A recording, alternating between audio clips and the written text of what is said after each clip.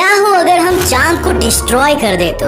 दोस्तों, हमारा मून यानी कि चंद्रमा धरती की एकमात्र नेचुरल सैटेलाइट है। रात के आसमान में इसे हम धरती के हर कोने से देख सकते हैं। ये धरती पर इंसानों के एग्जिस्टेंस के लिए बहुत ज्यादा इम्पोर्टेंट रखता है और हमारी हिस्ट्री में मून और उससे जुड़े कई फेनोमेनन को काफी महत्व दिया गया है। यही कारण है कि ये हमारी लाइफ और हमारे कल्चर का एक अटूट हिस्सा बन चुका है। लेकिन क्या हो अगर हम इंसान मून को डिस्ट्रॉय कर दे तो?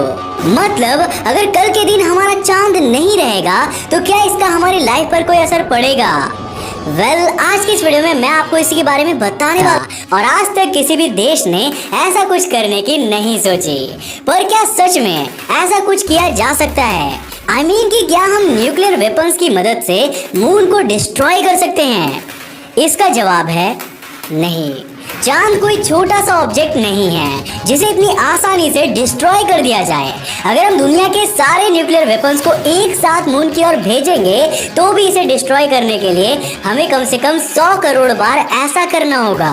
वो दिवाली में छोटे मोटे पटाखे होते हैं ना, मून के लिए ये न्यूक्लियर वेपन बस उतना ही काम करेंगे। फिर भी चलिए मान लेते हैं कि कल के दिन हम ऐसे एडवांस्ड वेपन को डेवलप कर लेते हैं जो एक बार में चांद के टुकड़े टुकड़े कर सकता है। तो फिर इसके बाद क्या होगा? यहाँ पर दो प्रकार के कंडीशंस बन सकती है। पहली कंडीशन तो ये कि चांद के टुकड़े हमारी धरती के ग्रेविटी के कारण उसके करीब आएंगे और उसको ऑर्बिट करने लगेंगे। इस तरह ये टुकड़े धरती के चारों ओर एक रिंग सिस्टम क्रिएट कर लेंगे और हमारा प्लैनेट सैटर्न की तरह रिंग सिस्टम वाला हो जाएगा। लेकिन अगर धरती की ग्रेविटी मोर देन एक्सपेक्टेड हुई तो ये टुकड़े मीटियोराइट्स के फॉर्म में हमारी धरती पर बरसने लगेंगे और ये हमें काफी नुकसान भी पहुंचा सकती है। अब चूंकि चांद हमें रात के समय में ही दिखता है तो हमें दिन में इससे कोई खासा फर्क नहीं पड़ेगा, लेकिन रात के आसमान में हमें कोई मून नहीं दिखेगा। इससे हमें अपने आसमान में कई ऐसे तारे भी देखने को मिलेंगे जो पहले चांद की लाइट के कारण हमें विजिबल नहीं हो पाते थे। सोलर एक्लिप्स यानी कि सूर्य ग्रहण तब होता है जब हमारा चांद धरती और सूरज के बीच में आ जाता है। लेकिन अगर मून होगा ही नहीं तो सोलर एक्लिप्स जैसे कोई भी चीज एग्जिस्ट नहीं करेगी। अब जैसे कि आप जानते ही होंगे कि चांद धरती को ऑर्बिट इसीलिए करता है क्योंकि वो धरती से ग्रेविटेशनली अटैच्ड है। लेकिन हमारी धरती भी मून की ग्रेविटी का असर झेलती है। धरती के ओशंस में आने वाले टाइड्स के पीछे का रीजन मून की ग्रेविटी ही होती है। खुशी की बात तो ये है कि मून के बिना भी हमें टाइडल फोर्सेस देखने को मिलेंगे क्योंकि इनके पीछे का रीजन सिर्फ मून ही नहीं होता बल्कि हमारे सूरज की ग्रेविटी भी होती है। लेकिन फिर भी इसमें करीब 25 से लेकर 30% तक का ड्रॉप देखने को मिलेगा और इसका रिजल्ट ये होगा कि सर्फिंग जैसे गेम्स कभी भी पहले जैसे नहीं रहेंगे। समुद्रों में लहरें तो उठेंगी लेकिन वो इतनी विशाल नहीं होंगी कि हम उन पर सर्फिंग कर पाए। समुद्र के किनारे पर रहने वाले लोगों को भी मून के ना होने के कारण अपनी लाइफ में काफी ज्यादा चेंजेस करने होंगे क्योंकि वो तो अभी टाइड्स के साथ ही अपनी जिंदगी के टाइम टेबल को बनाते हैं। लेकिन चांद के ना होने पर ऐसा कुछ भी नहीं होने वाला। अभी तक मैंने आपको चांद के ना होने पर होने वाली जिन भी घटनाओं के बारे में बताया वो हमारे लिए कोई इतनी बड़ी प्रॉब्लम नहीं थी। तो क्या चांद के ना होने पर भी हमारी लाइफ ऐसी ही रहेगी या फिर इसमें कोई बड़े चेंजेस आने की पॉसिबिलिटी है? अब मैं आपको जिन चीजों के बारे में बताने वाला हूँ वो सच में धरती से लाइफ को खत्म करने की ताकत रखती है।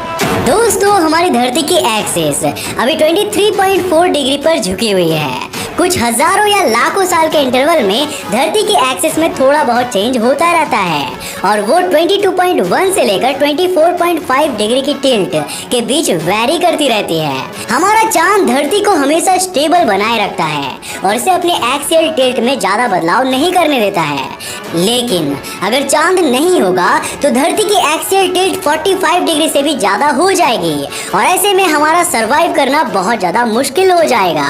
धरती के क्लाइमेट में बहुत सारे चेंजेस देखने को मिलेंगे और कई जगहों का क्लाइमेट हमेशा के लिए चेंज हो जाएगा। धरती के पोल्स पहले की तरह ठंडे नहीं रहेंगे क्योंकि इन पर भी सूरज की लाइट कॉन्स्टेंटली पड़ती रहेगी। इससे अंटार्कटिका में जमी पूरी बर्फ पिघल जाएगी और अंटार्कटिका के रूप में इंसानों को रहने के लिए एक नया कॉन्टिनेंट मिल जाएगा। इक्वेटर के आसपास के देशों में हमें समय समय पर स्नोफॉल देखने को मिलेगी और अफ्रीका, साउथ अमेरिका और साउथ एशिया के जिन देशों में आज तक स्नोफॉल देखने को नहीं मिली है और जहां बेतहासा गर्मी पड़ती है, वो जगह आपको बर्फ से ढकी हुई मिलेंगी। ये चेंजेस परमानेंट नहीं होने वाले, बल्कि ये कुछ हजार सालों के समय में बदलते रहेंगे और इंसानों को हमेशा ही इनके अकॉर्डिंग अपनी लाइफ को ढालते रहना होगा। अब जैसा कि मैंने आपको वीडियो के शुरुआत में ही बताया था कि चांद ने हमारे कल्चर में भी एक बहुत इंपॉर्टेंट प्लेस बना लिया है। हमारे देश भारत में ही हम ऐसी कई फेस्टिवल्स मनाते हैं जो पूरी तरह चांद पर ही डिपेंडेंट होती है। अगर चांद नहीं होगा तो ये फेस्टिवल्स भी कभी नहीं मनाए जा सकेंगे। एग्जाम्पल के लिए करवा चौथ को ही ले लीजिए। उस दिन तो महिलाएं चांद को देखे बिना खाना भी नहीं खाती है और ईद भी तभी मनाई जाती है जब इसके एक दिन पहले ईद का चांद आसमान में दिखता है। चांद के बिना एस्ट्रोलॉजी यानी कि हमारा ज्योतिष शास्त्र भी अधूरा रह जाएगा। अब बात करते हैं एस्ट्रोनॉमी की। जब हम इंसान स्पेस एक्सप्लोरेशन के बारे में सोचते हैं तो हम दूर दूर के प्लैनेट्स और सोलर सिस्टम्स की कल्पना करते हैं, लेकिन चांद के बिना हमारे इस सपने को पूरा होने में और भी ज्यादा समय लगने वाला है। चलिए जानते हैं कैसे। चांद हमारी धरती के बाहर इंसानों के लिए सबसे पास वाला ठिकाना है। ये धरती के बाहर का पहला और एकमात्र ऑब्जेक्ट है जिस पर इंसान जा चुके हैं। जब भी हमें आउटर स्पेस के ऑब्जेक्ट्स को समझना होता है या फिर कोई और टेस्टिंग करनी होती है तो हम सबसे पहले इसकी टेस्टिंग चांद पर ही करते हैं। लेकिन अगर चांद नहीं होगा तो हमें इसके लिए मार्स का इस्तेमाल करना होगा। फिलहाल तक हम मार्स पर स्पेस प्रोब्स भेजने की टेक्नोलॉजी तो हासिल कर चुके हैं, लेकिन इंसान अभी भी मार्स पर नहीं जा सकते। सेकेंडली, स्पेस प्रोब्स को मार्स पर जाने में काफी ज्यादा समय लगता है और इस दौरान हमारे बहुत से मिशंस फेल भी हो जाते हैं। चांद धरती के काफी करीब है और यहाँ तक जाने में ज्यादा लंबा समय नहीं लगता है। फ्यूचर में अगर हम चाहे तो चांद पर टेलीस्कोप्स और लॉन्च पैड्स भी स्टैब्लिश कर सकते हैं, लेकिन धरती के बाहर के किसी और ऑब्जेक्ट पर ऐसा कर पाना बहुत ज्यादा टाइम कंज्यूमिंग होगा। इन शॉर्ट, चांद हमारे लिए यूनिवर्स का दिया हुआ एक अनमोल तोहफा है और ये धरती पर जीवन के लिए बहुत ज्यादा इम्पोर्टेंट भी है। अगर ये डिस्ट्रॉय हो जाता है तो हमें आज या कल तो इससे कोई फर्क नहीं पड़ेगा, लेकिन इसके ना होने पर लॉन्ग टाइम में धरती और यहाँ पर रहने वाले जीव बहुत ही परेशानियों का शिकार होने वाले हैं। तो भाई मैं तो यही कहूँगा कि चांद पर न्यूक्लियर वेपन का यूज करने जैसी बेवकूफ़ी करने की तो हमें सोचना भी नहीं चाहिए और इसे डिस्ट्रॉय करने से हमारी लाइफ ही खतरे में पड़ने वाली है। चांद है तो हम हैं और यही सत्य है। खैर, आप इसके बारे में क्या सोचते हैं हमें नीचे कमेंट्स में जरूर बताना। दोस्तों, आज मैं आपके लिए एक सवाल लेकर आया हूँ जो कि चांद से ही रिलेटेड है। आप सभी लोग तो अपोलो 11 के क्रू मेंबर्स के बारे में तो जानते ही हैं, लेकिन क्या आपको अपोलो 12 के क्रू मेंबर्स के नाम पता है? अगर हाँ तो हमें नीचे कमेंट्स में बताना। देखते हैं कौन कौन सही जवाब दे पाता है। और हाँ, गूगल मत करना। तो दोस्तों, अगर आपको ये वीडियो पसंद आया तो इसे लाइक करने के साथ साथ अपने फ्रेंड्स के साथ जरूर शेयर करना।